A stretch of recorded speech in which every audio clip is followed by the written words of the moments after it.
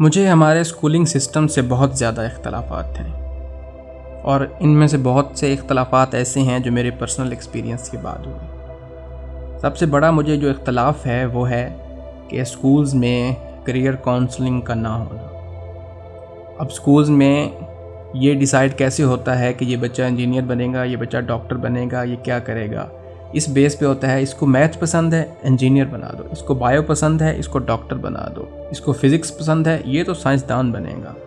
तो इन सब्जेक्ट्स के पसंदीदगी और नापसंदीदगी की बुनियाद पर यह फैसला कर लिया जाता है कि ये क्या बनेगा। अरे भाई, जिसको बायो पसंद है ज़रूरी नहीं है वो डॉक्टर बने, उसको उस प्रोफेशन से लगाव हो, वो आगे जाके डॉक्टर ही बनना चाहता हो सकता है उसको एज ए सब्जेक्ट पसंद है। लेकिन नहीं, ये बात थोड़ी किसी को समझ में आती है। करियर काउंसलिंग का ना होना सबसे बड़ा फॉल्ट है। करियर काउंसलिंग का क्या, मुझे नहीं याद कि मैट्रिक तक मैं पढ़ा, मुझे कभी किसी टीचर ने बिठाया हो और पूछा हो, हाँ बेटा जी आगे फ्यूचर में क्या करना है, क्या बनना है।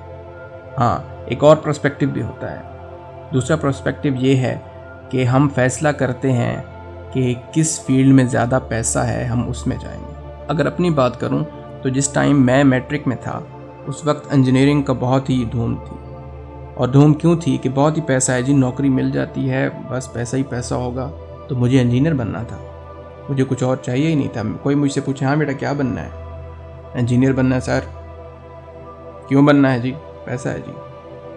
हमारे मिडिल क्लास लोगों का मसला ये है कि हम बच्चों को पैशन जीने के बजाय, हम बच्चों को वो करने के बजाय कि वो करना क्या चाहते हैं, क्योंकि खुदा ने हर इंसान को एक न एक स्किल दी है, उसी के साथ पैदा किया है। खुदा को पता था इसने जाके रोज़ी कमानी है, दुनिया में अपना नाम करना है, तो हर इंसान के पास कोई ना कोई ऐसी चीज़ ज़रूर उसने दी है कि जिसमें अगर वो काम करे तो वो कामयाब हो सकता है। लेकिन उस चीज़ को ढूंढने के बजाय हमारे मेरिट ये बना दिए गए हैं कि जिस फील्ड में ज़्यादा पैसा है वो करना है। अब मेरे हिसाब से इंजीनियरिंग में उस टाइम पैसा था तो मुझे इंजीनियर बनना था। फिर मैंने एफएससी में मैथ रख ली कि मैं इंजीनियर बनूंगा, लेकिन बहुत जल्द मुझे समझ आ गया कि ये मेरे बस की बात नहीं है। अच्छा, यहाँ पे मुझे एक वाक़या याद आ गया। एक गोरा था, स्केटर था, जो स्केटिंग करते हैं, तो बचपन से ही उसको स्केटिंग का शौक़ था। अब कोई कह सकता है कि कोई स्केटिंग करके जो खेल के तौर पे खेला जाता है उसमें वो दुनिया का मायानाज स्केटर बन गया। उनके माँ बाप ने उसको मना नहीं किया होगा, वो अपनी स्केटिंग करता रहा, स्कूल भी पढ़ता रहा, स्कूल ठीक है थोड़ा बहुत पास होता रहा बस, लेकिन स्केटिंग नहीं छोड़ी उसने।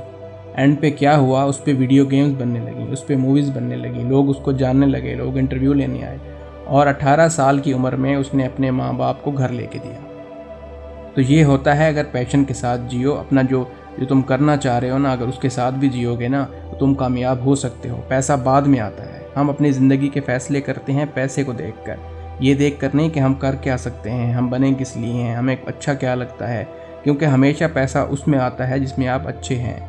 दूसरे में पैसा उतना नहीं आता जितनी फ्रस्ट्रेशन आती है, जितनी ज़िंदगी से नफ़रत आ जाती है, जितने गम, जितनी उदासियाँ आ जाती हैं। हमारे एजुकेशन सिस्टम में इम्प्रूवमेंट की ज़रूरत है, बच्चों की सोच में इम्प्रूवमेंट की ज़रूरत है। बच्चों को पैसे के पीछे ना भगाएं, इंसान बनने के पीछे भगाएं। क्योंकि जो जितने भी मैंने दुनिया में लोग देखे हैं जो वो कर रहे हैं ना, जो उनको पसंद है, वो एज अ ह्यूमन बीइंग भी बहुत अच्छे होते हैं, क्योंकि वो सेटिस्फाइड होते हैं, वो खुश होते हैं। उनकी प्रायोरिटी पैसा नहीं होती। हाँ, बेशक उनके पास पैसा बहुत ज़्यादा आ जाता है, लेकिन उनकी प्रायोरिटी पैसा नहीं होता।